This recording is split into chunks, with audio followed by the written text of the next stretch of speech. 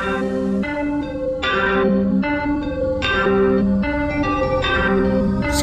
music.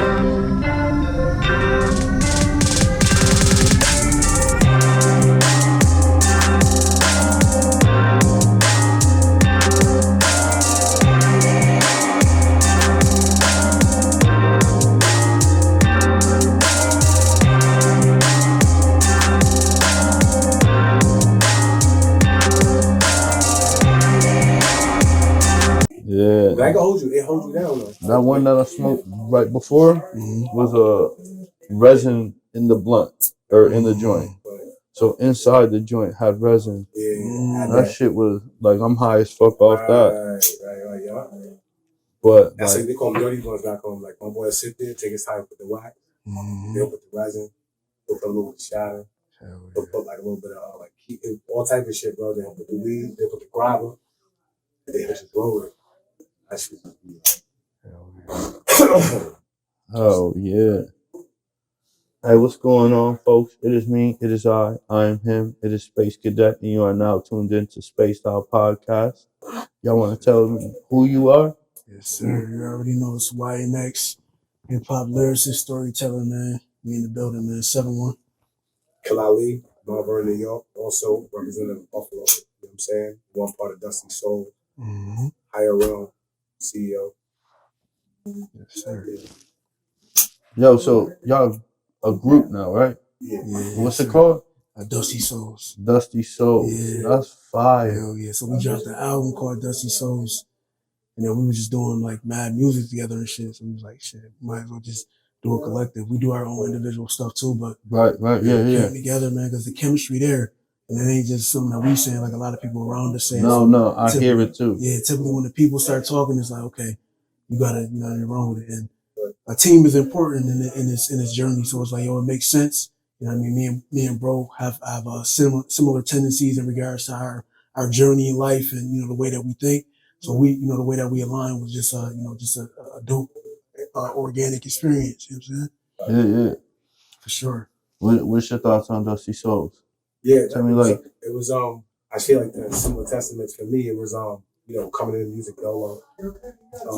I was with a collective prior and I wanted to give myself some time, before I even, so it happened real organic. I met him through mutual friends. Like, you got to cook with YNX. Your boys sound dope. I reached out to him. It just so happened that he had respect for my artistry as well. So that made it really easy. So we knocked out one song and I saw his work ethic, bro. He sent me like that verse real quick. And then we was just like, all right, so let's work on another one. I think I jumped on his album. He jumped on my album. Then we was just like, yo, we started cooking. So like it developed. Like we didn't like just jump into it right away. We kind of like, it just punched us in the face and we went on tour. We just started going on shows and natural chemistry, Definitely. Filling each other out, probably, and then just understand our mindsets, our morals is very similar. And then universally, I ended up moving back up there. So that was like I was never thinking about moving back to Buffalo. You know what I'm saying? I've been up here through school and shit. So next thing you know, I'm coming up here for shows and shit. Next thing I'm linking, I come up here to move to Buffalo. You know what I mean? So now I'm here every day. And prior to that, we was already on the phone in the mornings. It's like him and he manages me, I manage him. You know what I'm saying? He throws me alleys, he links me with people. So after a while, it became like a natural thing. And then one day, we just like even people was like, just like, they're not a group. They're not. And there was no pressure from them. We just kind of like, yo, we started working on albums. I got to a point where I wanted to get a feature or something. I'm like, damn, who could I? Since YNX. Since YNX. Like, I'll send a feature out to someone to take forever to get to it. Since YNX. And before you know, it was like, might as well just align it and create more albums together and not make this a one album thing. For sure. Yeah. Definitely. Yeah, that's fire. That's fire. Yeah. So, YNX, you born and raised in Buffalo? Yes, sir. Born and raised Buffalo, New York. Started doing music. So I grew up in the church, you know what I'm saying? So I played the drums. So music has always been, instilled in me. All my family are singers, you know what I'm saying? So my mom sing, my mom sing, my grandfather, all my aunts, my uncles. So I originally started singing when I was younger. But then when I turned 13, my voice started getting it just started changing and it didn't really fit the singing element. And I didn't really want to, I just kind of lost the love for it. You feel me? So I just pretty much just got into rapping. You know what I mean? I started rapping as an outlet because I was angry. You know what I mean? I was probably like 14, and stuff that I was going through was frustrating me, and I was like, I don't really know where to turn. It's only so much you can talk to your parents about, so I just started writing that shit down, and then from there, you know what I mean? I got my first in-house setup. It was a computer microphone, and I think it was Audacity or something like that. You know what I'm saying? And I recorded myself. Audacity. I did that shit. I recorded myself the first time, and you know what I mean? It's just crazy because a lot of times when you go through like transitions in your life, you know what I mean? It's always something tragic that happens. Not tragic, but it's always something that negative that happened after. So like, I recorded my first song on my computer mic. So then as soon as I got done recording that joint, I went to go to the park to fuck around, got jumped. Nigga, same day I started recording myself. So I'm like, damn, this shit weird. So now I'm bad paranoid and shit because I got jumped right down the street from where I lived at and shit. And you know what I mean? Like, it was like active niggas in the streets and shit. So I was like, okay, now I gotta really, you know what I mean, be on my toes about different shit. And it really made me want to do it even more, you know, because I needed somewhere to put those emotions, the fear, all of that, the unsureness, and worrying about if I'm gonna run into these boys again. You know what I'm saying? And, you know what I mean? If maybe on a different, but yeah, like I already knew, like, because you're not gonna experience nothing without the pain in the midst of it. So you know what I mean? That just clicked to me. I never really correlated those two together, but the first time, you know what I mean? Because I was on a high. I'm like, damn, I just recorded myself. And then immediately after, some negative happened that, could have brought me down, but it's like, you got to keep going because that's all music is. You will go on a good run. Next week, you know what I mean? 1 week you in a fucking fully filled packed venue. Next week is only a few people in the crowd. So it's up and down. So you really gotta really have that balance, you know what I'm saying? But yeah, so born and raised Buffalo, I started off as a vocalist, switched over to like I said, rapping, and yeah, man, I've been doing it since about 15, you know what I mean? And I just haven't stopped since. Yeah. Definitely. Yes, sir. So you wasn't really in the streets like that. So I was in and out, like real quick. Streets, like it wasn't for me. You know what I'm saying? So basically what happened was my mom was with a street nigga, basically. You know what I'm saying? So it was like we were we lived together and shit. So that's why I learned all of my different, different things and shit. So like he would show me different shit about I would just observe. So I would be with him, like we'll drive and shit. One day we was on a fucking like a high speed chase because like what happens is like, you know what I mean, if somebody is on drugs, they'll rent like vehicles out to the drug dealers for drugs. So somebody in his family ended up whoever she was with, he ended up giving the drug dealers the car. So I'm in the car with him and we see the car. So he's like going full speed, like chasing these niggas. And like, long story short, they let us into their hood. The mad niggas hopped out, came out the backyard with guns and shit. And then luckily he was good at speaking and shit. Cause like it could have went left if he was like a hothead, you know what I'm saying? But, it definitely, went over. But again, like whatever you around, that's what you're going to end up attracting. I was just at this, workshop where I was telling people you're guilty by association. So I used to, every time I was with a certain crowd of people, some shit always happened. For example, when I got jumped and shit, I was always with the same group of people. So long story short, I was really in and out. I'm very street inspired. I'm you know what I mean, my IQ in the streets is like I know where to go, you know what I mean, I know where to stay on my toes, and pretty much every time I leave the crib it's like, you know what I mean, expect the worst basically. You know what I'm saying? Always. Survival mode, you know what I'm saying? And that's basically what the street influence taught me, because I had to learn that it's only one way in and one way out. You know what I'm saying? So like you're gonna get into it, and then like it ain't like, unless you turn it around, it ain't. I mean, it's a glorified. That shit. It's a rush. You know what I'm saying? That's the reason why like I got the experience to begin with. You know what I mean? I was doing what I was doing and shit, and I was actually, it was something that I was just experiencing, because you're young, you don't really know nothing, and like you still confused. So that's pretty much what it all came down to, and I just got that influence, and it reflects in my music, so I can tap into it at any time. But I pretty much try to stick to my like my comfort pocket to where, you know, where I'm most comfortable and where I feel like people can resonate with me. You know what I'm saying? Yeah. So it's a lot of shit that I haven't even talked to on the music because some shit you just kind of like forget about through trauma. Like, you know what I mean? Like mad shit, like trauma makes you forget certain things and you don't even think about it until like a story resonates you back to it. You know what I'm saying? So yeah, man. So that was my experience. But that's like PTSD though. Exactly. That's exactly what like, it is. It could be a story. It could be a smell. It could be anything. Man, because that shit, yo, for me, that's exactly that shit be happening. Like I don't be remembering dates of like when I got bombed in Iraq. Right. But like it could be like the month. It's real. Or the time of the year, and and it just hit. Click. And I'm like, yo, what the fuck is wrong with me? And I'm like, and then my homeboy's feeling the same way, and I'm like, we must have had something in Iraq go down because all you motherfuckers is posting weird right now. Yeah. And I'm that like, shit is real, okay. Bro. Hell yeah. So that PTSD is definitely real. You know, the trauma, depression.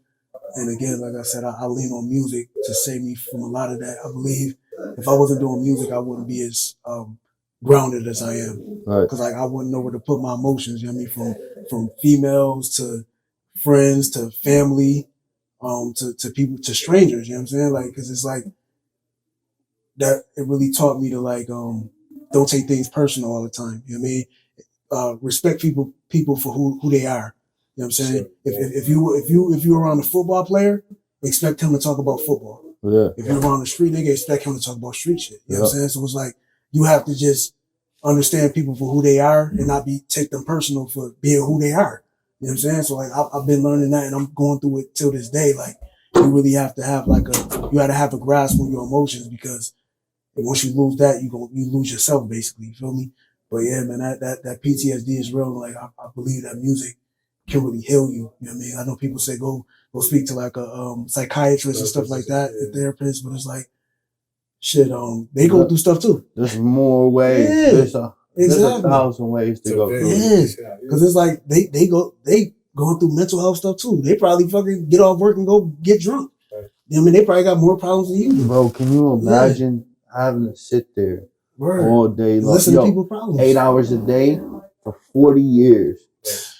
Just like, I understand. And you gotta do this and this, and here's your prescription, and it's just a repetitive thing. It's real. And then, all the people that you talk to, there's gotta be like, out of all those people, at least 1% are committing suicide. Definitely, bro. And then it's real. You going through that. It's real. Like, that's like, So I was gonna be a social worker, and I was like, I'm too like I already know, like, your heart's too pure. So I realized after the army, like, what I can and can't do in life. Exactly. And it was like, and then it was like, I learned. Then it was going from the army, like I wasn't in the streets, but I was like, I grew up on Jefferson and South Division, like Emsley, South Division, Jefferson. Like I'm right there, like, but we're like, it's like in a white neighborhood, but with like black and Puerto Rican, like there's everything right there. And I was like, so I grew up knowing all the cultures. So it's like, I was like, okay, but it's like, then I got out the army, but I went to the hood. Yeah. Because I was like, all my homeboys are here. So, and they're all doing this. So then I learned the street stuff, but I was like, this ain't for me. But I know how to sell shit. So I'm going to do what I can do to make money, but I'm not going to do it in a street fashion. I'm going to try to keep it like smart. Like, that's a lot of people's problem. They don't know how to transform it. So if you know how to sell a pound, you can sell a fucking sweatsuit. You know what I'm saying? So it's like, you just got to figure out a legal way to do it. So you don't got to be looking over your shoulder because the streets is real. Like, again, I was just talking to the students about this, that a lot of people, they don't be tough. Like, it's no such thing as nobody that's tough. It's mental illness for the most part. You know what I mean? They have mental issues, or they're highly medicated. So either they're on some type of drug or alcohol because they can't handle the reality of just being natural. So they don't like having feelings and stuff like that. So that's when you get the people that abuse drugs, and you get the fiends and things like that because they don't know no other way to be. Some people ain't had a sober day in over 10 years. You know what I'm saying? So they don't really know how it be to be your true self because they want to escape those emotions. You know what I'm saying? So that's how I be feeling about it, bro. So I'll gladly say like, yo, it wasn't for me. I got as far away from it as I could from beef in the streets because that shit it'll last forever. It's gonna last until somebody die. You know what I'm saying? Look at the world. Yeah. Look at the world. It's real. They've been beefing for 20,000 years. Exactly. Like war on drugs. You know, all of that. So there's no beef, no end. Hell yeah. So that's why I don't ever like creating beef. It's like, yo, what's the point? And again, it's really a waste of time. It's a waste of energy. Speaking about beef, now everybody's glorifying this rap beef right now. What do y'all think?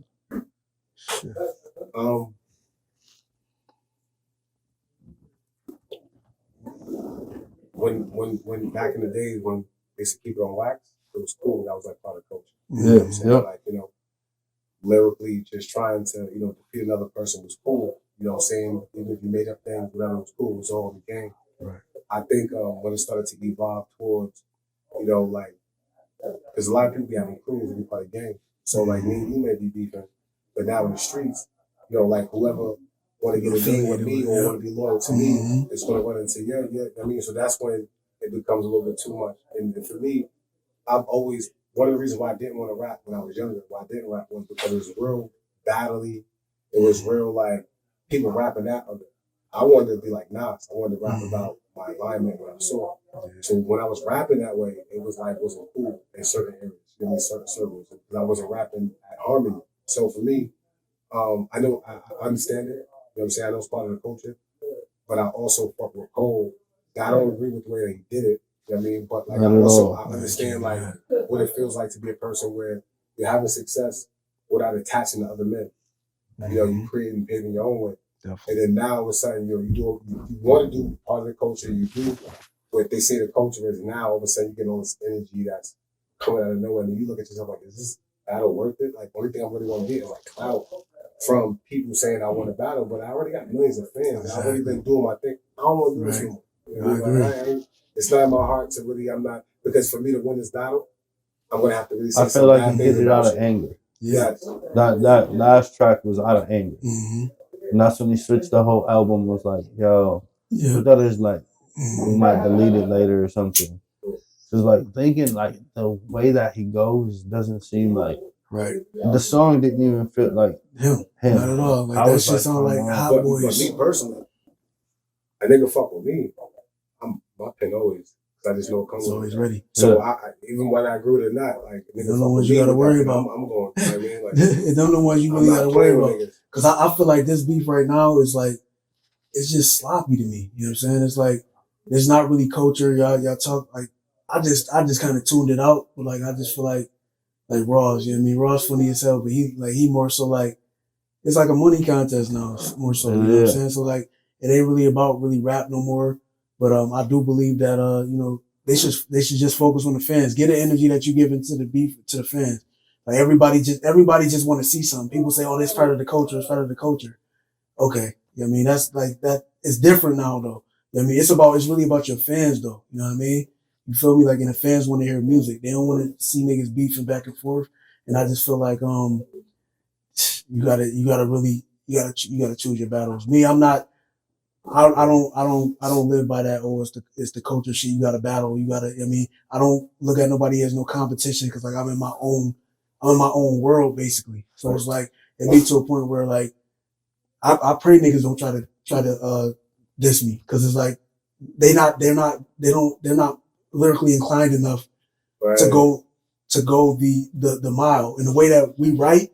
You know what I'm saying? It's to a point like I could write at 16 in like 30 minutes. Right. You know what I'm saying? I gotta write at you and step you and really write and just take my time on you. You gotta write at you. Yeah. It is the way you put that is like, now I gotta really sit and just like, you know, I gotta write at you. It's over. That's a fact. And it take niggas. I'm a Pisces. We dive in. He go dissect niggas, but it's like pause. But it's like, yo, it's really to a point where I just don't have time. You know what I mean? Like right now, like, you know, people do a lot of stuff for like that can ruin them, their career.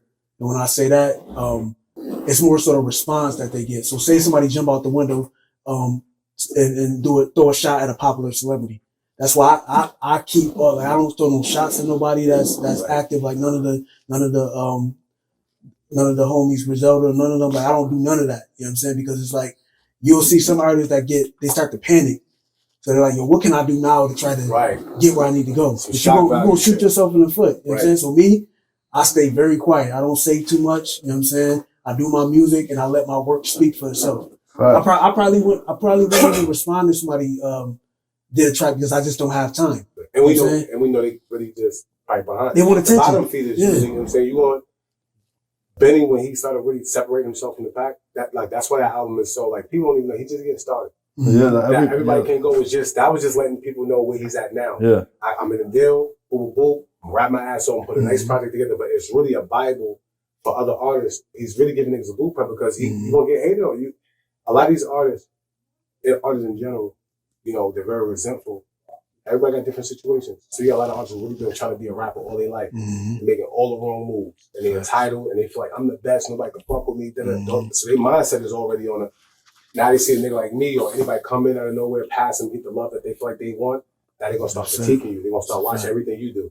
I'm better than this nigga. They really don't like you. You didn't do nothing to them. That don't even know they exist. And what happens is a lot of that in music. So like what happens is you gotta be strong on it. And you gotta really just kind of stay focused because they actually lack focus because they focus on you. So they lost already. So that's the reason why you don't even really, you let them just kind of get caught up. And then what happens is a lot of that in this underground music thing. So that's why me and YNX, like, you know, we in this. You know what I mean? But we like try to make upper echelon independent music. Facts. We try to move more professional than like some street. Because I'm a nigga too. I grew up in the streets too. Like, but like I was more like I'm a nigga mom on drugs, you know, all of that. But I still like when I was young, I didn't really know what I was going through. I just existed. I didn't really think I was that much of a bad kid. But then when I look back, a lot of things was just normal, like getting arrested. I was in juvie in and out. You know what I'm saying? I had kids early. You know what I'm saying? I dropped out of school in 10th grade, went back, still went to the NFL. You know, I played football and shit. You know what I mean? So that's how I came to Buffalo. So I'm a nigga where like, when I came to Buffalo, I learned more about the streets. Like I was in the streets when I was young, running around, more so following the older niggas, you know, trying to get a little name. You know, you just doing rebellious shit. Yeah. When I came to Buffalo, niggas told me how to get money. Like how to stack your bread. Like I was around real OGs. People up here mature faster because you gotta deal with each other head on. Like you can't run out here. So, like you said, even though you may grow up on not even the outskirts, like right there, you go 2 blocks, you in the hood. You a hood. So you got street niggas, you got hood niggas, and you got gangsters. Like street niggas is niggas who come from the streets. You know what I'm saying? And they run the streets and they do street shit, but they rob and they doing whatever they gotta do to survive. A lot of gang shit. Hood niggas is just a nigga who grew up in the hood. And you may be minding your business, having your headphones on, living life, but your mom may not have the money, your father may not have the money, so you have to inadvertently grow up in an environment that's aggressive. You know what I'm saying? You gonna have gangsters, and gangsters is people who go that extra extent. Like, you know what I'm saying? They may, you know, they live by different morals. You know what I mean? You got good gangsters, you got bad gangsters. You got good gangsters who come up with morals, they just try to get some money. If you violate them, they live by universal law. They're gonna probably kill you. You know what I'm saying? You got ignorant niggas who just never been taught nothing, they're angry, single mother, single father household. Emotional, they're growing up without morals, they're hungry, and they'll do whatever they have to do to eat. And that's a lot, that's just poverty, period. So when I came to Buffalo, I realized like this shit was just like anywhere else. Like I lived in mad different hoods because by me playing football, my friends would bring me to the hood. You know what I mean? A lot of hood niggas is making it to D1, so you just meet other niggas that's on your team that come from the same environment. So then I just, so I'm a nigga, like you said, I end up in the streets hustling out of desperation. You know what I'm saying? So I hit it. You know what I mean? I wasn't a nigga who glorified it. I hit it. And then like, I put in my music. So even when I talk about hustling, I kind of like, I disguise it. You know what I'm saying? I kind of like, I'll say some shit like dirty pistol. Nigga walk with anger, cause my mama crystal. Sniffing white Madonna, runny noses, never mind the tissue. Everybody floating. Shit is potent. Underlying issue, I'm taking all the cuss. These niggas jealous, now they plot to get you. Different claw. Came up with the Malcolm, rifle out the window. Must be connected to scammers riding inside the rental. I hope these niggas ready to fly because they dying with you. Hope you've been prepared to say prayers and got a line with crystals. I was sick of losing friends. I knew my grind would love me. Shit, I was sick of losing friends because my grind was ugly. Flying all across the country, shining like a shallow monkey. Landing back at home, seeing kings turn into lion junkie. Give them love stick. Shit real, or to the eyes above me. Been idle since a kid. People used to wish they was me. Like, I'll put it in a real descriptive way elegant way. To make you have to think about, because I'm not glorified, but it is my life. No, so, yeah. You know what I mean? So, Direct, you know what I'm saying? It ain't direct, it's not surface shit. It's like you gotta kind of Now you gotta listen to it. You gotta listen to it more than once. Dissect that shit. Now sometimes, and as I grow as an artist, I realize, okay, because a lot of my friends and people who know me, they're like, you gotta talk that street shit, bro. You be flirting with nigga, you just, I'm like, dang, they're like not glorifying it. Then you like, for the more aggressive niggas, like, they want to hear you directly. So now I started like getting a little bit more, like, not more aggressive, but more direct. You know what I mean? So it's like, I realized like, me and him became like the Bible for the streets, almost like for the niggas who's trying to get out. Like niggas who's really trying to figure out how to survive the temptations, you know what I mean? Like they really like, oh, this shit ain't right. I'm around these niggas and not they shit right. They're betraying me. How the fuck do I get out this fire? Like that's where Dusty Souls come in. Like we the niggas where we got just enough. We got the same mannerisms as you. You know what I'm saying? We both got stories of being, but it's like more like we also know like that shit gonna get you nowhere. Yeah. You know what I'm saying? Like and you know what I mean? We all dabble in and out, but like you all eventually gonna realize like you just can't worship too. You know what I'm saying? So like what it is, that's why we focus on business, helping kids, mentorship. If we're all going to the hood, we're going to be doing something for it. You know what I'm saying? Outside of that, a lot of other men, because segregated out here. So I meet a lot of men that people don't be liking, and then I meet them, and I just like, these niggas are misunderstood. That's it. Like this nigga really just want love, angry. You know what I'm saying? So he beef with the singer on the west side. I was just with the nigga that he beef on the west side. I was talking to him. He cool as fuck. He just angry. They both mad talented and got the wrong perception about each other. So when I came about, I kept seeing that shit over and over. That's what made me start like creating shows and linking people. I be linking everybody out there. Yeah, Buffalo's like, it feels like crap. It's because they feel like if they make it out, that's a less of a chance that they gonna make it out. Oh, that means they're not gonna look at me. But look how many fucking artists there are in the world right now that are popular. Right. Like, look where we at right now in the renaissance of Buffalo. Facts. Like, if we came together, if all the artists came together as a collective, what could happen? Yo, bro, the music that could be made. And you wonder why it's important that we do? It's kind of coming too, because people have realized that you the Spacedout podcast. You don't gotta lose your identity to tell my own. No. You got a video shoot, when we pull up, when we play something in it, it's just support. So Atlanta dropped the ball now. You see the South, it's kind of split now. Every era, there's an era where people start to really align. New York had it for a minute, it was in the South.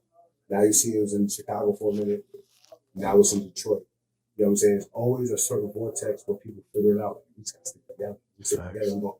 So now I feel like Buffalo, obviously West Side Gun, and they really doing this that people here can't see because it's close to them. Too close. They gotta really look at it for what it is. Like Benny BS7 is a label. You know what I'm saying? Result is a label. Yep.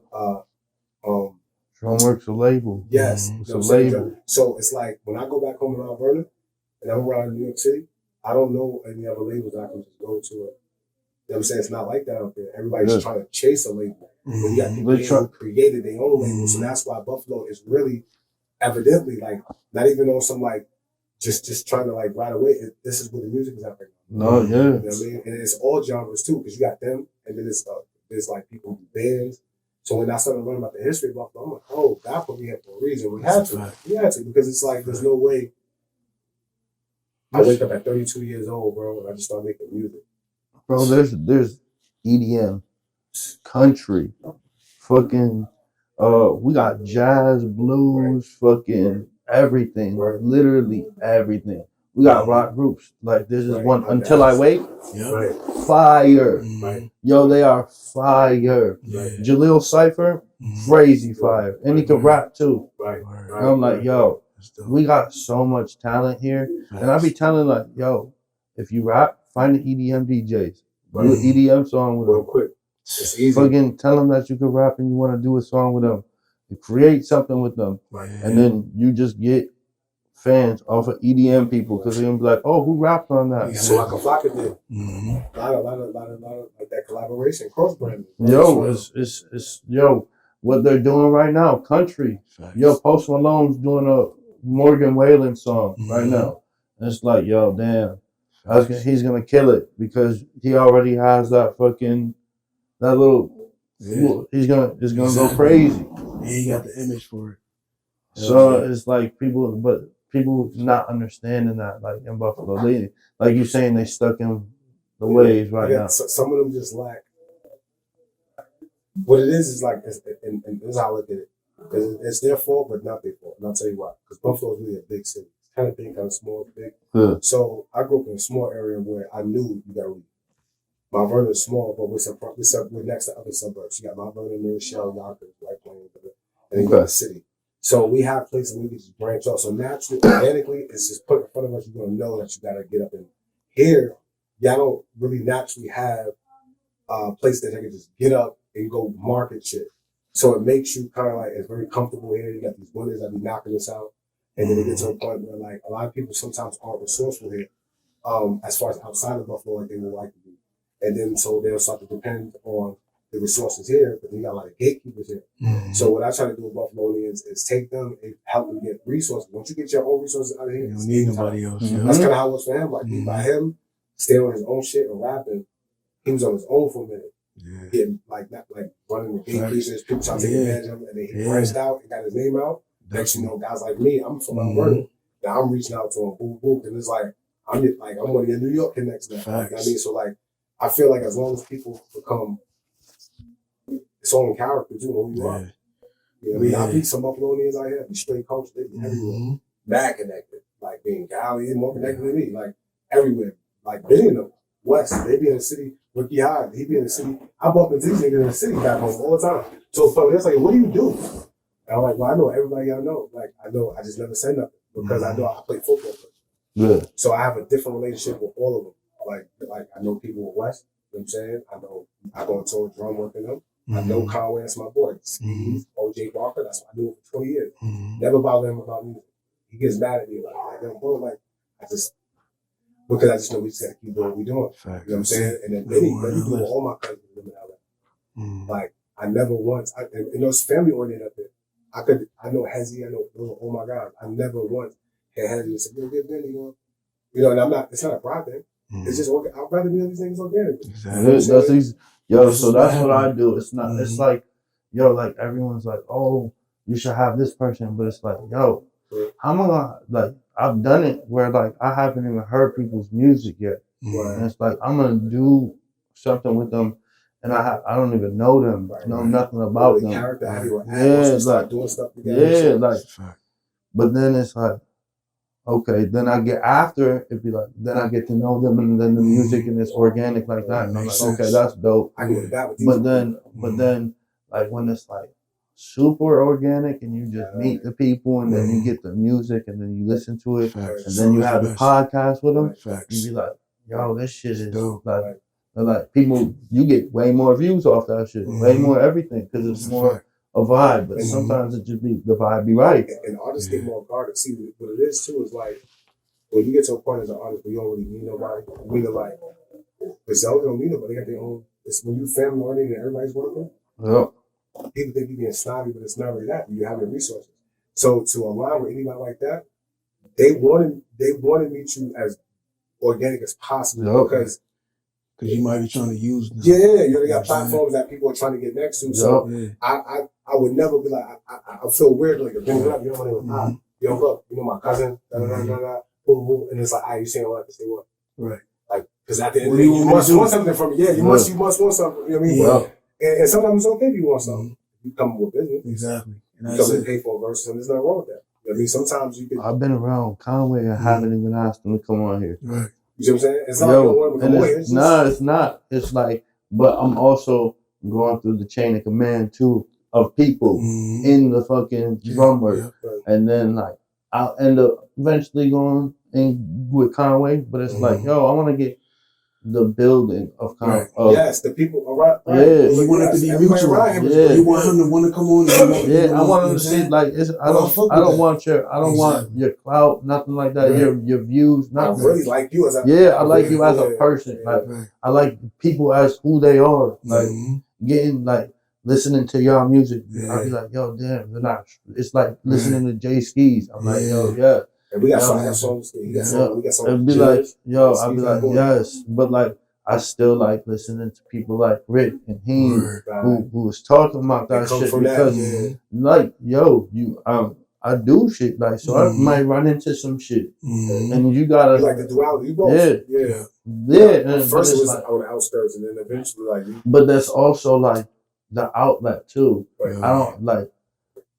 Yeah, people like, oh, why do they talk like, yo, them talking about them like going through street shit. It's not even them. It's like any rapper talking about going through street shit and going killing someone, shooting someone, going through jail or murder or anything like that. Prison feds and Yo, shit, not and then the feds like going through the feds, all that. Like I'm learning it through you. Like I don't even want to go do that. Like I've been to Iraq. I never killed nobody there.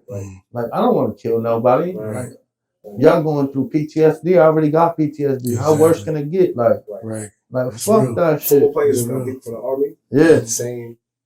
That's how when you said that I related to when you said there's certain things you know you can't do, and I had to learn that because we have to be reintroduced back into the world. Yeah. Because in the army and the NFL, you play football, you train. So I was trained for years how to be an animal, like run through shit, you gotta win, like no mercy, like they're really teaching you how to be an animal down there, and it becomes you after a while. So now what happens is like now you play football for 60,000, 70,000 people. That's a rush. It's no different to get out there again. Boom, down, boom, bombs. It's like now you get used to it. So now one day it all stops.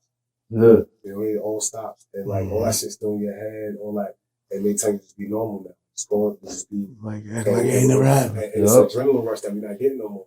You know what I mean? Yo, I feel like that's the same thing for rappers coming from the hood. Yep. Going from the hood to being rich as fuck out of the hood. Right. And they go into your mind is still in the hood. I'm sorry, this is not racist, y'all, but you go into a whitewashed ass fucking world. Sure. Yeah. Like where like it's like a total different. They don't care how much money you got. Yeah.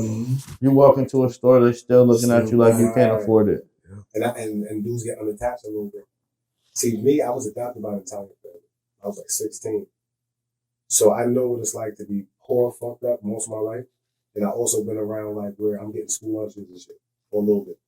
You know what I mean? Then when I went to college, you know, I had friends who struggled like me, and then I had friends who had buku money, who had problems. If God was like, yo, would you switch your life with them? I'm like, well, do I just get to keep the money, or do I have to take their life? I take life, nah, I'll stay where I'm at. So I think the more experience people get, like, for instance, the first NFL players I ever met was in Buffalo when I was 18. Terrence McGee, Josh Reed, all of them. They let me know how to play the league, and I was the same size as them. I'm in junior college. I'm 5'10", 190. Terrence McGee at the time was like 5'9", 185. So I'm looking at him like, oh, if I keep, I got 4. I didn't get the D1 yet, so I'm like, for 4 years, I'll just keep my body right. I got the weight. I'm gonna be all right. You know what I mean? But if you don't see it, you gonna put it on the pedestal. God, it's impossible. It's impossible. Right. So it's like that in music too. I remember watching many of them. Like I'm free, like they doing videos, maybe like a minute. I'm like, I don't want to get in this lane. Like I ain't even working on my pain. I'm like, I'm way off. Like I'm like looking at all everybody. I'm like, this should take mad passion. I'm like, yo, I could never see myself. And the next thing you know, you just get into it, you rapping, you get into it, you learning. I'm watching their videos. You know, he put me on a certain thing. I'm watching other artists, and then you just get into it. Now you're getting, your pen is getting in shape. Oh, yeah. It's like football. So now my pen is getting in shape. You don't really know until people start telling you. Yeah. And then you start doing your thing, doing your albums, and you just get to a point like right now, it's like, oh, like I'm ready for whatever. Like, you know what I'm saying? Like, and you understand why other artists be so confident and why they be so, the work that you put in your music. You just don't want to come down from it. You only come down from being lazy. You know what I'm saying? So, you know, that's why, you know, a lot of artists, labels, they just want to see you get to that point. Grind, you see we're going to be here a couple of years. Let's see if you're going to grind. Go through some shit I've been through. And then once they know that you kind of went through all that, you still here, and you figure out how to create some type of business for yourself, that's when the conversation changes. How long were you in that NFL? 3 years. Who you play for? Colts. Yeah? Yeah, a little bit. Yeah. Did you, so what happened? You just got out, or did you get injured? No. Look, basically, I ain't gonna hold you, like, so I was the number one safety in the nation coming out of junior college. I went to ECC. I still own like DB records. Yeah. And then I went to University of Pittsburgh. I went as far as I could go on my own. Like, you know how some people like I was on my own, and they be like kind of lying because you know they really be having like help. Like I said, my mom was on drugs. When I came to Buffalo, I didn't know nobody. I came to Buffalo by myself. All the friends that I came up here with left stayed up there. You know what I'm saying? When I got my scholarship, I reached out to every school with my film, my grades. I did my own recruiting. I had no father figure, nothing. So it was like I had to do all this shit. So even when I got to Pitt, I still had problems because I'm at Pitt. When I'm going home, my mom's still fucked up. She losing weight, teeth was missing. My pops had me when he was 50. So he was like in and out. So I've really been making like grown man decisions with like a little boy mind, figuring shit out since I was a young nigga. So by the time I got to Pitt, I just found out I was burned out by it. Yeah, I mean, I have 2 years. I went All American again. Number one kick return of the nation. I'm doing all that shit by myself. I don't got nobody to call after my games. I got a baby on the way. I had a baby when I was 19. So I was just doing a lot of real shit. By the time the NFL came, I didn't even think I could really make it because I just didn't have no agent and I didn't have nobody really helping me. You know what I'm saying? But I had shitty class. My best one of my closest friends. He was kind of putting me on to like the game. He gave me something to wear for my pro day. It's kind of like breaking shit down. So then by the time I got into the NFL, I was out of shape. I was depressed and smoked out already thinking I couldn't make it. I ended up going to the fucking pro day around like a 4.43 or 4.38 still out of shape. And that's when the NFL scouts was like, yo, come in. I had the coach and the Patriots was looking at me. I like special teams guy. So those guys like me, special team guys fast, you'll develop over time. We'll find out where we're going to put you. Because I didn't have a lot of film as a position player. Even though I was good, I just didn't, politics and a lot of bad decisions I made when I was in college. So by the time I got to the league, I was like, oh, I'm in it. Like, everything was moving fast, and it was just a business. And I got to a point where I didn't want to, I just realized people, like Shady on my friends were like, you're elite football. Like, you just good at everything else. Like football work, I ain't even worry about you. So I always was like a public speaker. I was writing rhymes here and there, not too much. I could sing, you know what I mean? I'm a good leader. So I always had little different intangibles that people used to always tell me all the time, no matter where I went. So it got to a point where I had another daughter by the same young lady at the time.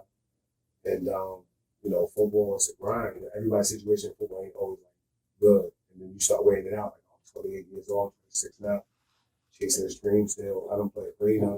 I done played all type of shit. And so basically what happened with the end game was I was trying to get back into the league. I got cut. I got cut. They wanted to bring in another special team guy who actually played a position. So he brought another vet. That's how shit works in business. So then you're like, oh, this shit is like up and down. So now I had a dude up here tell me, yo, if you come play semi-pro, I'll get you to Canada. I'll get you to Toronto organized. So I came up here and I was like 26. And I played for the South Buffalo Something. I was killing. Never lost to no team up here. We were balling. And I got jerked around. I made a lot of promises. So by that time, all that kind of burnt out. Now I'm like 28. Now, about 20 years old now. So like life is really new. I'm on child support, real life shit. And then the football shit got me working. My brother was from recorded. He doing the thing. All my friends are millionaires. They all kind of. So that's how I realized I got to like work reality hit. You got to really just, it was a lockout. I tried to go back and get in shape and train with this dude named Joe DeFranco. So like 4.3 again, 212, 220, big as fuck, but it was a lockout, couldn't talk to agents. So I went and played arena, got hurt. That's when I got hurt, fucked my knee up, and then gained 40 pounds. Then I went back to Buffalo. And that's when I went through like all the depression and all that. That's when I started to rap. Because now that's 20, when I was 28, I came back to Buffalo, I was like 32 years old. Now I'm 32 years old, now it's like my third stay in Buffalo now. So now people know me from football, and now they know me more, like I'm not playing football, I'm hustling now, get money. I've always been a resource, always had niggas back home and shit, so I always know how to. So now I'm doing that, like 240 pounds, out of shape, fat, you know what I'm saying? Like writing about, I started writing music by accident. Like I became a rapper, like not on something like, y'all want to be a rapper. It became like, I never put an album together. Westside Gunn had gave me a CD. I seen it was boom back. He inspired me. I seen his album cover. I seen he was selling stuff. So I said, I want to do that. I could do it. Like independent. I don't have to depend on label jerking me, like how the NFL did me, or how anybody did me. I could just what I put into it and get out. Oh, I can't wait. So I just got working on pen though, because my rhymes is decent. It was alright, but it wasn't. You know what I mean? So I just believed, bro. And then I started writing an album called Visions of the Lost King. Started it up here, and then I got depressed and went back home. When I went back home, I said, just make sure you finish the album. I finished the album when I was 33 years old. I put it out, it was rough. Like some songs were mixed all the way, and people was just, I put it on my website, people were buying it because I used to do a lot of live feeds. So this one, like Facebook and Instagram, was really big, and they said, really let you get all your followers. I put a picture of crackers and get 2,000 likes at that time. So I was funneling fans, not knowing, telling them my story. Everybody knew my story, and then put music out so people was buying off my website. So I was like, oh shit, my bros like, bro, you just keep doing this shit, bro. Like, the niggas is fucking with you. And I'm seeing niggas who was rapping longer than me not get that love. I was getting way more love than niggas who had better albums. So I realized the same thing about the music. People just like you. So that's what like that. I felt like that was the golden ticket that I learned early on. Like, yo, people like you, they're gonna listen to you. Right. So I said, you know what? I'm not gonna get in the mainstream lane. I'm gonna just stay in this underground lane where they're gonna grow with you. And I just grew. And I got thrown in the fire. By the time I was 34, I did my album. That by the time I was 35, but this album called Visions of 30 Spirits. That shit was considered a classic. Planet Asia, Ito, like all these things on my album, Mussolini. So now I'm considered like, oh, he this nigga, like it's all hitting fat. I don't even know what's going on because I really just love music. By the time I was like 36, I'm like the Law Mob with Free Lord. I'm with them. I'm all over the Law Mob compilation, Peter Rosenberg. So I'm like, and I already knew people too. So now I'm Stack Selector. I'm getting big out of beats. So everything was just moving fast for me. And then I experienced things that you go through, dealing with different groups of people, different personalities and shit that you deal with music. And realized that the way I was moving was right all along. So I just went back on myself. You know what I mean? I run music. I feel like I can hold my own. I respect all the artists. I got my own name. You know what I'm saying? I earned my own keep. You know what I'm saying? I know the business. I'm smart, educated. I said, boom, I'm going to just do my own thing for a while. I did my own thing by the time I was like 37.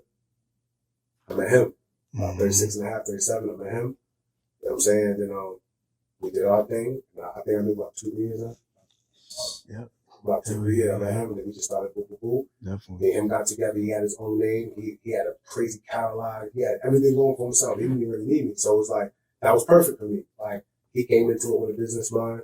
I knew that where he stood as far as a solo artist. And then eventually we just let everything organically happen. So then I came to Buffalo, and that's when I met Ricky Hodge. He pulled up to our show. I mean, everybody organically. I cannot leave there to cook it. Who's YNX? You know what I'm saying? So we just did that route. Instead of asking people and bothering people, we just said we just gonna work hard. We just gonna work hard with that music. You know what I'm saying? Like how Ricky and them did. And not really be doing it for them, but just to kind of show people I got some niggas up there, some other people up there that's, you know what I mean? So that's where we are. So now at that age, I ended up moving back up. I had a baby, beautiful young lady, and then I moved back up. I've been up there for the last year. So this is my fourth stint in Buffalo. So now it's I have a football background. I had the hustling, people knew me for getting money, connecting people, being a conduit. Now I'm an artist. So that's why I get so much love up there. And everybody don't know me, but once you start to ask around certain people, it's like, I'm a good nigga, or Lowell, they call me my first name. So it's like, I still came back up here wanting to earn my keep and still grab the people who don't know me. Not come up here like, oh, you don't know me? I'm not a nigga. Oh, you know who I am? Nah, just more so earn my keep. Those I earn the keep. So, right. I'm sorry. I knew this camera's about to stop. Oh, okay. I felt it too. That's how I was like, I'm long with this sometimes. I was trying to let the story finish. What you were talking about, I hate stopping people in the middle of talking. And I was like, I can't let it go. Right. I have to. It's like, I have to. I'm like, because then if I lose your audio, it's like, fuck, bro. We're in the middle of something. All right, you're good. Okay. Yeah, so, and then that led us up to where we at now. So, me and him done we humble, but we see Benny go perform, we're gonna open up for him, we're gonna pay. I'm saying bring our merch, bring our money back. It's nothing. And then get some new fans. So all adds up. You know what I mean? Then we see Conway go out to Cleveland, went out there, tore it up. Ricky, we just showing them, not cocky, just going yo, we working.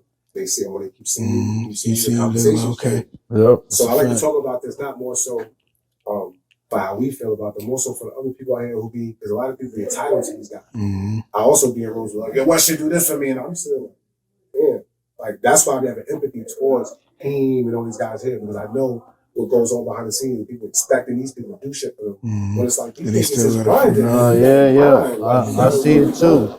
I be thinking yo, I've gone to DC in Atlanta for them. Not to go see them perform. I paid for that shit. Nobody paid for that. The home streets in J Skis, we paid for that. We paid for the whole trip, and we did interviews while we were out there. I worked the whole time. We went to DC, same thing. Like, I'm going to Pittsburgh tomorrow. Like, it's like, oh, you yo, want to go to Pitt? yeah, we're going to Pittsburgh So tomorrow. Name. So that's why I went to college. Yeah. So I went to University of Pittsburgh. You know what I'm saying? And with Shady McCoy, Darrell Reeves, and all that. I do shows out there too. So like Pittsburgh is like Buffalo. Got your boom bap, got your hip hop community, and then you got your South, your Southern type vibe. Yeah. So I do a little bit of both of them out there. Like There's one to some art gallery. Which art gallery? I have no clue. Is it There's some new one, I think. Oh, it's probably right down there, north side. He gonna know all the info. Yeah, north side. But like if you need anything as far as like, like I know good people. Yeah. You know what I mean? Like so like say if like y'all wanna go to the studio or yo, what's good to eat? Yeah. Or like, yo, link me to someone good. I'm cool, all the Jews out there. Yeah. The Jews run shit out there. Like Mac Miller and them people, those are all my, you know what I mean? So it's like it's a real cultured area. You know what I mean? So like you said, no matter what color you are, if you go out there with love and you got good character, you can really navigate there. It's only 3 hours for it too. No, yeah. I go there like twice, 3 times a month. I'm always in up. It's got coach, I train kids. Yep. I got a lot of my teammates that's from there that went to Pitt with me. You know what I mean? So that's why I've been able to book on my own show. Because I done played in all 50 states. A lot of my friends already played, so we all grown now. A lot of my friends got clubs, and so I said, home, me and him said, like, yo, where you want to go? We're going to St. Louis? You think? Me and my man, yo, you at that hip hop spot, right? Yeah, hell yeah. Man, I've been waiting for you to go. I know. Look, I'm just talking to YNX. We ready, guys going to like mini talk. I said, no more. I'm going to hook it up. I'm like, give me a flyer. We'll do a flyer. Let's mark it for a month. We'll get there 4 days before the show. We'll go to the malls, hand out the tickets and stickers and shit like that. Let's get it going. So you do it. Get some black-owned vendors. Put me on some of them artists out there where they're from who can open up for us so we can show some love. And we're going to go out there with our cameras and use our can pay for features and all types of shit. So I make money on the road. Yeah. You got to be in it to win it. So like, it took years. I tell artists like, yeah, you're going to lose money sometimes because you ain't going to know how to do it. You're going to argue over Airbnb. You're going to do a lot of stupid shit at the beginning of that first year. But after a while, it becomes, like for y'all, you say how you moving? Yep. Eventually people are like, space, I'll come. Yo, how much for the ticket? Nah, we ain't good. Because you just been doing all your own shit. Putting that brain in. Now you're a journalist. Y'all guys are journalists. Yeah. It's not a lot of journalists that's really covering this hip hop shit about us. You know what I'm saying? So, you know what I mean? It's really important. Everybody, we all in this together. I don't know if people understand that or not, but we kind of, this is our industry. You know what I'm saying? Like, Definitely. I'll be over here next year. I'll drop another album. I'll get more momentum, whatever. I'm going right here. You probably going to get more momentum. Be the whole of the studio, whatever. You still going to be tapped into the artist. So some people love up fast. It's still, same people send the way up, people send the way down. You know, like we were talking before, yo, that's how this all started. Is all because of listening to Rick since the first album he dropped. And being like, yo, this shit's fire. I was in Killeen, Texas, fucking stuck. Yeah, stuck by myself. Oh, in the Army? Yeah. Yes, I've been out there because I went out there for South by Southwest. Yeah, so in Austin. Small, yo. Like, I got the Chargers out there and shit. Yeah, they got all the dumbass cars that are, any car that's popular, they gonna have them at that time. Any like military base. But like, bro, it's just like, fuck, what was I saying? I'm high. I said, you were saying, I was speaking about, that we hit just now. I know. So you was going to say, so Killeen, you was out in Killeen, and Ricky Hyde. Oh, I was hitting him up. Yeah. I was just saying that it was fire, and that was like 2017. I still got those messages. Like, it was just like he was saying thank you, and it was just like back and forth, and we would reply, and I'm like, oh, these just real motherfuckers who's getting plays and they responded. Exactly. And like, and like people like some artists don't see it as nothing but like a reply, that heart for back. Someone who means well, for someone who means well, it's everything. That heart back, like it'd be like, oh shit, thank you. Like, yo, you realize that I don't give a fuck. I just wanted to post. I just post a post. Like you doing that back is just. I want everybody else to hear it. I want more people to hear it. To fuck with someone, it's like they answer you back. It's like, all right. Because sometimes they say you don't want to meet the people you look up to because most 9 out of 10 times they're gonna rub you the wrong way. So they're gonna do some shit. And then Rick, like, I was like, yo, I started this podcast. I'm only like 3-4 episodes in. And you come on. He was like, fuck yeah. And he came on just fucked his ankle up playing basketball. I remember that time. He had the ankle boot on his came on, and then after that, I was like, yo, they asked them. I had a group of people with me before because I wanted to do it organically. Right. I didn't want to pay. The first person I ever paid for was Benny. Right. And they were all, oh, we need Benny, we need someone. So they hit him up. They did all that, and I was like, yo, I'll ask him. I know they're gonna say he's gonna charge because we ain't gained this, so we paid for him. Right. And it was like, but it was I feel like it was a good thing to do it. Oh, for sure. So Because business, to do it, and then it was like timing. right after that, people were like, "Oh, just like features." You know what I'm saying? Like when I was coming up, the first feature I ever paid for was Conway. You know what I'm saying? I had another artist that was supposed to do the verse, and Conway was just more like like I said, he was just had dialogue with it, so it wasn't just like, yo. Cause some niggas, you mean, it's just all business. It ain't really no connection to it. So he like, so I'm like, yo, I'm looking to see how much for a feature. He was like, okay, well, this is the price. We owe you from Buffalo? I was like, yeah. He's like, okay, well, I'm gonna show love on the price. I'm gonna do it for this amount. So we did that joint. You know what I mean? So I got joints with Coogee Rap. I got joints with Conway. You know what I mean? I got joints with Special. Like, you got it. You know, it's part of the process of the underground. You know what I mean? I have a different perspective on the features now. However, you know, I am glad that I did invest in them joints early on because now I got a catalog on top of the features, you know what I'm saying? So everything is momentum. So when people finally catch on, they're like, oh shit, he got a song with a Conway, or oh shit, that was back in 2020. Right. You know what I'm saying? They think it's new because, you know, for one, they're not familiar with me. And then again, algorithms too. So it'll come up in the algorithm.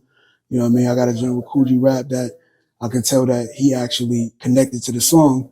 Because he, you know what I mean? You know what I mean? He basically, he posted it, of course, and then in addition to that, the you know, the same way I ended my verse is the same way he ended his verse. So that's how you can tell when somebody actually listening instead of just, you know, just give you anything. Bro. You know what I'm saying? That song? You mean like they not just doing the verse, exactly, and sending it? Yeah, so they listen to your verse, right? Like Bocas, obviously Bocas ain't him, but like it's just he Mama always told me. It's like, oh, now you in tune with me. Exactly, because you really want to compliment and make a good song instead of just making a verse for the bread. You know what I'm saying? Right. So yeah, that's a fact. That was dope. Hell yeah. I like when artists do that.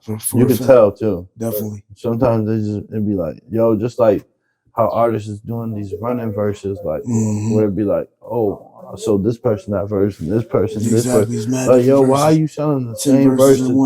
The same verse to 30 people. It's just a hustle, really. So I was told, I don't know, I haven't heard the other one yet. But I was told the mixtape that I dropped, the first one that we dropped, with there's a Bryson Tiller track, but the verse is on another track. Yep. But it'd be like they be selling to someone, and sometimes they might have forgot that they sold it. Right. Or they feel like, oh, this ain't. It could be their managers doing it. It could be somebody fucking around doing some fuck shit. But it's like there's people who do that because I've heard verses like that before, and you're like, I heard this verse before, and you go and you search for it, and then you find it, and you're like, oh fuck, that should be crazy. Yeah. But reselling verses like beats, they be doing that with beats. Right. Like, right. No, I'm bugging. It's crazy because people don't know no better. That's the only thing. Like sometimes.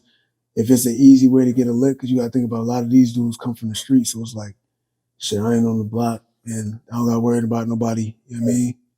You feel me? So it's like, it's to the point where it's like, yo, this is the easier way to do it. You know what I mean? I ain't hurt nobody, I'm just, you know, more so like, just doing what was convenient. Because it's easy, like once you get your foot in the door for real in this rap, you can easily finesse a lot of underground artists. That's why I be trying to educate these artists on what not to do. Because, you know, learn from my mistakes, you know what I'm saying? Like, I'm seasoned in it. And I just made a post the other day like, yo, stop sending your music to other rappers and hope that they sign you. You know what I'm saying? You have to, they're going to see you. If you're really making noise, they're going to see you and see what you're doing. You know what I'm saying? I used to do that early on. Like, I would tag other rappers in it, but it's like, we're in the same element. You know what I'm saying? We have the same job. So it's like, even if you're nice, sometimes everybody don't really like competition. So like, I'm not about to share your shit because you might take a few of my fans. You know what I'm saying? Yep. So I look at it from a business standpoint. Like McDonald's is not promoting nothing that's on Burger King menu. You know what I'm saying? So I look at it like that. You know what I'm saying? So it's to the point unless they on the song. Exactly. You feel me? So it's like, that's the only way. So when I learned that, I really took my emotions out of it and understand that it's really a business and it ain't really it's not a friendship. You know what I'm saying? You got to really treat it as such. Don't expect nothing. If people show love, that's fine. You know what I mean? Like we seen Rick Hyatt at when we opened for Conway in Cleveland. You know what I'm saying? And he immediately showed love. I wasn't expecting him to show love. He came up, yo, I'll rock with y'all boys' music. Well, y'all about to form, I'm about to come watch y'all joint. You know what I mean? Just like, but it ain't something that I just expected. Like when I'm in them rooms with them type of people that I know that are on, that may be like on the next level. I move. Yeah, I respect it, and I'm not no fan. You know what I'm saying? Like like we're in the same realm of what we're doing. It's all the same. So when I approach it, I always have a level mind with it. So I'm not about to be, cause again, organic is everything. So I know whatever is meant for me is going to happen for me. So I don't necessarily got to chase and such and such, check out my music. I'm white. I mean, like it may work for other people, but the way that I live in the position that I'm in life right now, everything that's been happening smoothly has been organic. You know what I'm saying? It's not forced. Just like how me and Aaqil linked up, like it was organic. Like it was people around us telling it. And then to be honest, like I knew Aaqil was signed. So like I kept my distance because I didn't really know, I didn't really know his character at first. Right. But then he ended up reaching out to me and I was like, oh, okay, we cool. Like he a cool dude. Cause like usually somebody sign, they just like, they feel like it's the end all be all. But in reality, even when you sign, you got to work harder. Right. Like you get the platform. That's why it's important. If you get a platform, you take full advantage of it. Like I'm getting it out the mud. Like I'd have been up Shade 4-5, you know what I mean? No label, no nothing. And this was over 4 years ago. Like before, you know what I mean? Before, like even when people didn't even know me, like I physically got to tell people. I didn't been on Shade 4-5 multiple times. I did Lord Sear live. You know what I mean? I did a freestyle on there, everything. This is, like I said, 4 years ago. And this all came from just diligence, you know what I mean? Hard work and not waiting for nobody. Right? You know what I mean? Like, well, me and Aaqil, it made it easier for both of us. Cause it's like, yo, shit, now, you know what I mean? So if he got 10K followers and I got 7K followers, that's 17,000 people between the two of us instead of, you got 7,000 and I got 10K. You know what I'm saying? So now we bringing it together and it's power in numbers, strength in numbers, you know what I'm saying? So what we've been working on lately is just building the team, you know what I'm saying? Because that's all it's about. That's it. You know what I mean? When you get signed, what happens is a lot of guys hit that. So when you get signed, it's like, okay, boom, you got your guys that you make music with. But you still gotta like make music with people on your level. There's people that you can charge, and it's people that just makes sense to make music with. That's a fact. So when you get big headed and you get your head in the sky and you think, well, I'm supposed to the guys that's higher up than you don't always want to work with you. Fact. You still gotta make good music. You gotta put that work in. You have to be an A&R. You gotta really understand like, okay, so YNX was the person who's like, oh, that make like I know I'm signed, but he could easily be in the position. I mean, it's common sense that he's really this dude is nice. Facts. So when we reach out to him and shit like that, he already told me so we can make some more good music. So I always knew how to like, I may be in a position, but like there's artists out there that could easily be right where I'm at. So like we continue to reach out to the singers and certain artists that can still compliment what I'm trying to create. What happens to a lot of these artists is they get big headed and they sit back and they latch on to whoever it is, that's the big guy, and they just sit and wait to get the scraps. Right. And it's frustrating for a lot of them. And that's really what it comes down to. It's like, even when you go under, so say for an example, I sign a fucking Sony tomorrow. It's still my responsibility to push myself. Like, I can't sit and wait, like, you know what I mean? Like, but that's why we are self-sufficient. Studio, we don't got to pay for no studio time. We got cameras. We don't got to pay nobody to shoot nothing. I just started producing. So I don't really have to get my whole last album I produced. It's called Messages in Time from front to back. You know what I'm saying? So it's like, you know what I mean? We do our own merch. You know what I'm saying? So this shout out my man Cal. You know what I'm saying? But it's like merchandise, like everything, like anything that's got to do with merch. Cause you gotta, he started a design company. So it's like really about building business around the music and not just getting stuck in it. That was your YNX. That shit is fire. You know what I'm saying? 7-1. So like anytime I go out, I always wear my own shit. You know what I'm saying? So like, this is my brother's shit. This the big boy. Yep. I mean, and boy, in Buffalo. We got the same with Royal. You know what I mean? So But yeah, that's what it's all about. Like even with the merch, you know what I'm saying? Like I only wear my merch. You know what I'm saying? The only thing that's not mine would be the jeans and the pants, but like it's still the jeans and the Timbs. But it's like always, bro. Like, you know what I mean? I give him like hats. somebody gave him. I had to. He didn't even know it was mine because I had a different design. Right. I've been branding the 7-1 for the most part over the YNX because it's like the numbers are more identifiable. You know what I'm saying? So basically, I just been branding everything around 7-1, and every time I go out, I always wear something that's mine. You know what I mean? Because it's like it's free marketing. Right. So like you're walking. You know what I'm saying? You're walking.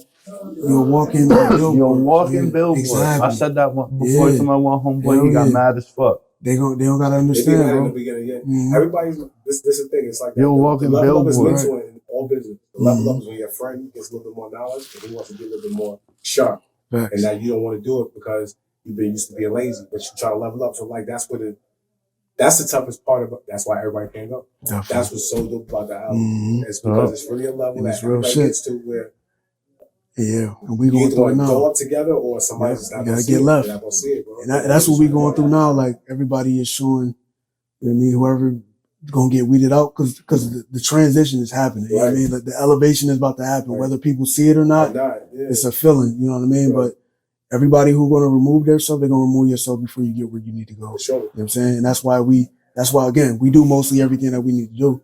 You know what I'm saying? Like I was telling you, we need a traveling cameraman for times like this so we can get behind the scenes and things like that.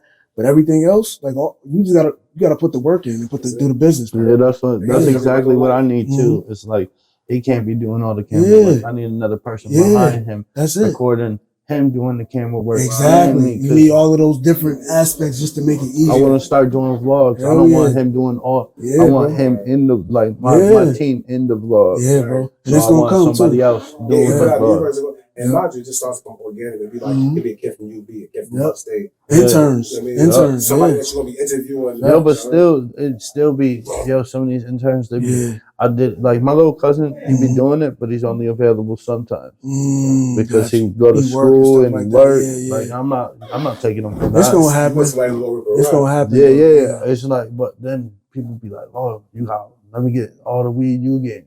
Nah, bro. Chill, it's not what it's about, and that's something else we was talking about. They leeching on. They start to leech. Yeah, they want to charge you for everything and not build. Yep. You know what I'm saying? Because like I keep telling, like niggas damn near the meal ticket, bro. Like so, people, whoever around us, need to understand what we have going currently and really support it. You know what I'm saying? Ain't no other way around it. Like support it, bro. And not from an algorithm standpoint. It's like this: you gotta prove yourself. So it's like. Me and YNX have done more with less. So it's like people make money, but people make more money off of me than I make off myself. And that's when you know because if you're a cameraman and you go on a road, usually when I travel, somebody from Pittsburgh is gonna want to do a video. With a cameraman that's not from there. So if you're a producer, I'm gonna look you the artist. You know what I'm saying? Like so everybody makes money around. So like when you're able to create that, because that's your job as an artist. You're supposed to be able to create beneficial things around you because people need their families. If you don't read it's gonna stop. You're gonna stop. Like if you tell me to come to Pittsburgh, and you go to Pittsburgh, I go out there on the strip. Then you go come to West Virginia. Then you go come here. And every time I go there, I'm coming home to problems. I'm coming home I'm in debt. I'm taking out money I don't have. And I'm going out and I'm supporting you and I want you to win, but I'm just like nothing really happening for me. Eventually, next time you gonna call me, I'm like I can't go. I ain't got it. You know what I'm saying? But like now if I go on the road, it's like boom, boom, boom, and like I link and I network and I do 2-3 videos. I got 600 in my pocket. That weekend, you start seeing people like, I can't wait to go on the road now because everybody start being able to think for themselves. So a lot of times I tell artists be coherent of who you are, and that's why when we deal with like certain people, it's more so you're a videographer, you charge $1,500. Do I have a platform? You know what I mean? And I don't really see you really getting too much business, but you want to pay $1,500. You want us to pay $1,500 because you have expensive equipment. Right. Why don't you just let us help you create a demand? Exactly. Now I'll do business, I don't mind paying, but like. Right now you really don't have much like leverage. What happens is I won't pay the $1,500. I'll just go to one of my. I got my own camera, so I just go to one of my little cousins and just teach them to film my journey and get the same effect. You guys go, you don't work with me because you won't pay. Like, nah, I'm trying to build a relationship. Right. You know what I'm saying? I have my own. Because if everything gonna be based around money, right? Then everybody who comes in just trying to get actions money, gonna change. Yeah, that's the biggest thing. It's like, me and Mr. Green, we put this split down the middle. You got what? You need what? All right. Here's half of it. Right. You did what? You just bought what? Yo, you want half? No, you good. Right. Right. Every now and then. Yo, we going to Pittsburgh. Yo, every time we going to places, it'd be like, oh, You paid the bill already? What So the you fuck? do it. Like, Right. That's dope. Not How type long you of out there shit. for? 2 days. Like it's in and out. Okay. Yeah, because I think he has people lined up for interviews. Mhm. Artists? No, painters. Like, Dope. yeah. Oh, the art. Yeah. Yeah. It's big out there, yeah. Remember Studio 22? Yep. Yep. Like Studio 22, my guys, they do a lot of claymation and shit like that. Yeah. I mean, out there, yeah. Oh, that's So, fire. and I know all the artists out there, whether it's from like, they got a lot of dope boy rappers out there. Bro, I mean, they got the conscious rappers. It's like Pittsburgh. I mean, it's like, yeah, Mhm. it's a little different. Facts. Where, That shit's fire. Hell yeah. So y'all got any shows coming up?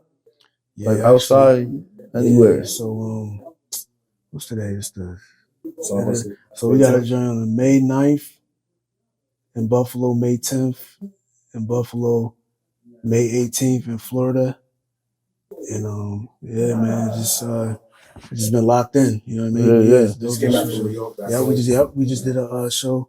His hometown, Mount Vernon and shit. That's fire. So we just literally came out the road. So everything has just been back to back. You know what I mean? But busy is good. You know what I mean? No, yeah. You're staying consistent, putting that pain. You gotta be busy here, bro. Where you go, you know what I mean? But yeah, so that's what we got coming up. I just dropped the album with P.A. Dre. Yeah. So what I did was and this is for the artists watching. When I talk about myself, I really want to use it as like a learning piece for artists. Each year, you want to come into a year more prepared. You know what I mean? Like you start learning more and more, and it starts becoming a little bit more easier because you're more prepared. So this year, we came in with a lot of music and staff. We had a plan, what we want to do with Dusty Souls. Also, we have plans what we want to do for ourselves as solo artists, so we don't clash. Right. So I came in, he came into the year, he dropped Messages in Time. Yep. Time is Messages in Time. Yep. I think I did that. Yep. I mean, drop that. To end the year, I came out with the keys, right? And then I came out on my birthday, March 15th. I came out with a 6-song album with a producer from the Midwest called The Skywalker Chronicles, right? That was from rapper. And then I came out with a real full body work March 27th with P.A. Dre. You know what I mean? So like now people consider that a classic. Like actually both of the albums, like the people, like not be self-proclaimed because it's just everybody says their album is. Now I did talk shit with Pastor Blue, said it was gonna be album of the year. That shit is. But I knew it was I was going to other people who I said the album shit that's in the industry, like, yo, bro, you stepped your shit all the way up. So I was like, it's cool. So create the moments with that.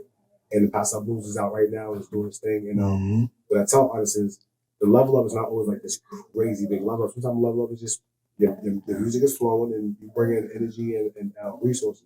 So things have been the last 3 months, things have, got your little energy and the resources coming in the podcast, everything becomes a little bit more easier. So you just stay humble, you just execute and you share. You know what I'm saying? Because next month it may not be like that. And you learn that year after year when you do music. So you start to really appreciate these things and these write-ups and Facts. 100 people listening to your music. I went yesterday and listened to my my Spotify. Hell yeah. It's like 116 people listening to my Hell yeah, real shit. my page. That's oh shit, like that. You know what I mean? Like, Tapped in. don't get big headed. It's just okay. My way's working a little bit. Right. I mean, it don't mean that I don't take advice from nobody. It just means okay, like you start to get more into the fun aspects of this. Definitely. The stress is when you're at the bottom feeder. So now you don't got to work with everybody. Yeah. I charge for verses. I'm not an asshole about it. Yeah. 18, 21-year-old kid, you young, and you from the town, give me 300. You know what I'm saying? I do it. You're young, you're 18. I'll do a verse and I'll do the video. You're a grown man and your platform video ain't as big as mine or whatever. I don't think I'm better than you as far as like, oh, you beneath me, but I do know that your platform will be a little bit bigger if you put in the work that I did. So I'll help you though. Like pay me. You pay me a little something and I'll open my resources. Yeah. It's not really just about me just trying to get like a quick grab. Because if you whack, I don't even care if you pay me. I'm not doing something. Right. You know what I mean? So it's just more like just treating it, just knowing your work and also being bendable and just knowing when to charge and when not to. And just to add to that, it's a business. You know what I'm saying? So like this is people well-beings. You know what I mean? Lately I ain't been doing a lot of features because I want to protect the exclusiveness. You know what I mean? Because like it's exclusive. I don't even know if that was what I would have said. I studied it. But like it's certain artists that you don't hear them on everybody's song. You know what I'm saying? So it's like it's a reason for that, and I'm gonna still get where I'm going regardless. You know what I'm saying? Because people hit me for the features and shit. They don't always be ready. They just kind of be wanting to build, but sometimes it's be more from a fan standpoint than anything. But when you got to take that fan part out because it's personal, and understand that it's a business. In order for artists to flourish and keep going, I can't do everything for free. You know what I'm saying? Right. So yeah, so that's where it don't even really be about money. Time is valuable. You know what I'm saying? We taking time away from our day. We got families, we fathers and things like that. So it got to make sense. And you got to build, just like you. I tell people, like, people, you know what I mean? They be like, they don't want to pay for a feature. Oh, okay, go to work for free then. Right. And they, you know what I mean? It's the same thing. Because we want to share You feel me? friends. Like, You know how many I'm not people- going to Ricky Hot something give me no like, You know how many people hit me up Mhm. and like they hit me up for the podcast? Don't know them at all. Right. I'm doing a pod. That means I'm doing a podcast Right. off the rip for you. Exactly. Don't know you. Gotta learn you. Haven't heard your music ever. Mhm. And gotta throw you in that gotta throw you in the And- mix of my bigger artists that I'm cool with. That, you know what I mean? Like, I'm like, taking that risk. yo, like not even like go look how many episodes I've done. Exactly. Look who I've done episodes with Right. in different realms of Mhm. world. Like I got Stevie Johnson on the podcast. I got Benny the Butcher. Like Mhm. I got people on the podcast. I've done like, and you You have put your pain in. 300, 400 followers, Right. and you can't. You're supposed to be an artist. Give me You're a supposed to double be. 50, give me something, baby. Yo, I charge for just a podcast. $75. Very bad. Yeah. $75. Because everything goes into that shit. Like One is marketing. it's flyer. It's $175 with a mic'd up and a photo shoot. Mhm. Like you get two mic'd ups and a photo shoot, Right. and they cry about the price. Like, bro, go to They On the want Radar best. right now. Go hit up On the Radar. Gabe is going to charge you $3,000 right now to do that. I can guarantee you it. Yep. That's a fact. But they're the ones that's gonna have to learn the hard way. They're going to learn a bit. Yeah. Like, what happens is you just do what they at. But just like they think like, oh, I'm gonna Supposed get to give it big. to It's them. like, yo, Yeah. and I'm gonna get big too. Right. It's like, yo, you build if you building, Mhm. that's great. Then I'm gonna end up Right. hitting you up. Exactly. And if you charge me, and Mhm. if it's a decent amount, I might pay it. Right. But I don't want to. Right. That's real. I do not want You really to. have real. to. That's real, bro. Like people I pay for, Conway, Mhm. Benny, West,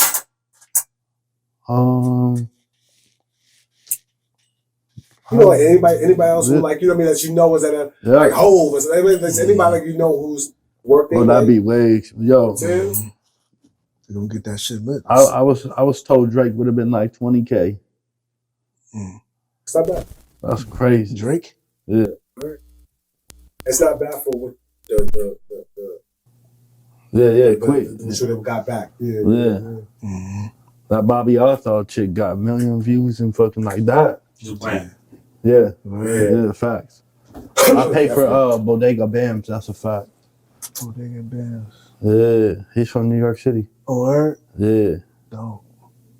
he's fire. That's fire. He hasn't put out in mad long. Yeah. He got a song with Conway. Mhm. He got like Action Bronson. He was like that was like that boom bap era before Benny and all them. Like, Sean Price and them. like Sean yeah, Price Action Bronson, all them like was in that realm. Like Okay. yeah, That's fire. but like I wish he would come out again and see the Yeah. work. Like that was his latest album.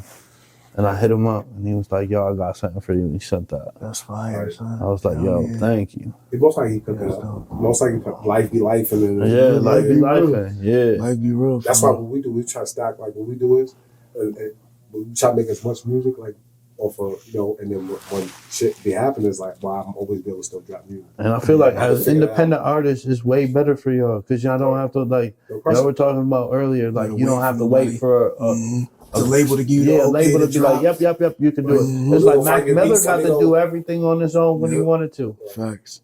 And that's the He best part of dropped the freedom. everything when he wanted to. Right. Yeah. It's like that's Just get your old collections. Like That's the same thing like this. Like, yo, people like, oh, you can get sponsored by like Barstool or Revolt, and it's like, yo, There you don't I go. gotta send my podcast to them and they Yeah. gotta approve it before it goes out? Mhm. I'm like, no, I'm Because good. then they're gonna take They forever. can sponsor and pay me, and like I'll put a little symbol there, but Yeah. that's all you get. And you Right. ain't telling me when I can drop, Right. how I can drop, who I Mhm. can drop with. Too much None of that. control. You don't want none of that control. Nah, I Facts. control everything. Hell yeah. That's how you do it, bro. I feel Real like it's shit. the best way to do it. It is. Absolutely. Ground up.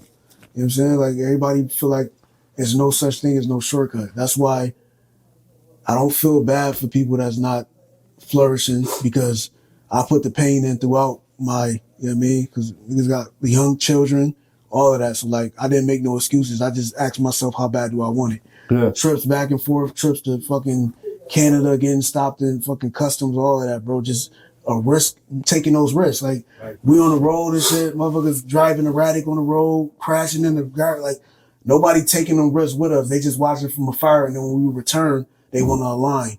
Yeah. But y'all not you got to put that pain in. I'm not just letting nobody just, you know what I mean? Because y'all not taking these risks every day. You know what I'm saying? Or y'all not sitting here when people ain't showing up for these shit either. You know what I'm saying? It's real, bro. Like, and it's, you don't get no days off with this shit. You just get breaks. So it's like, this shit is day in and day out. I wake up early. He be up at damn near 4 a.m. and shit. Locked in. That's you know what I'm saying? Studio. I know. I had a podcast, so I do my podcast on StreamYard from the crib with the green screen. Yeah, I seen it. I seen it. Bringing it back, so, all right, so boom. We didn't stop it. What happened was he was getting in trouble because I'll be playing mad music.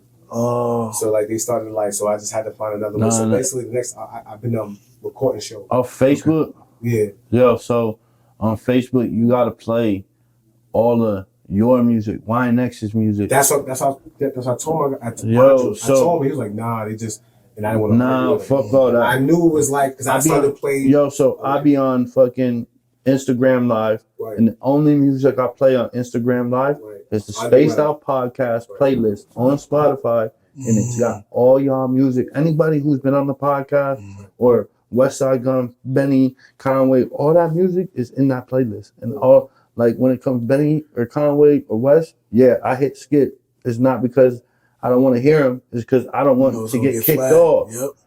If I play, but as soon as it's a song that I know is too popular, you have to skip it. If it has too many views, you have to skip it because it's gonna kick you off.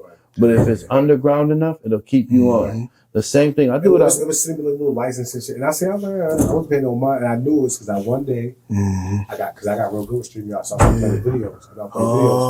So I had one day where I just was like, I got crazy. So one day I was just sitting there, I just started playing wild, like things that was motivational and shit like that. And so my guy, me and him, we shared a StreamYard. Okay. So when he said it to me, and I was just like, oh, that's because he's like, nah, indie music. And I was like, I didn't want to. I didn't want to argue with him. You want to go back and forth, But I got my own one too, though. Yeah. So I'm a good story right here. So it's I did recorded shows. Yeah. Like I got some bigger joints with a lot of artists. I just had staffed out 1 hour with them, and I'm gonna start dropping those. And then start bringing it back again. That's dope. YouTube, Spotify, all the platforms just drop. Same time. Yo, because it's like, that's what I don't understand. It's like, there's podcasts, but it's like, y'all can't be a podcast if you're a Facebook Live if you're just going on live on Facebook.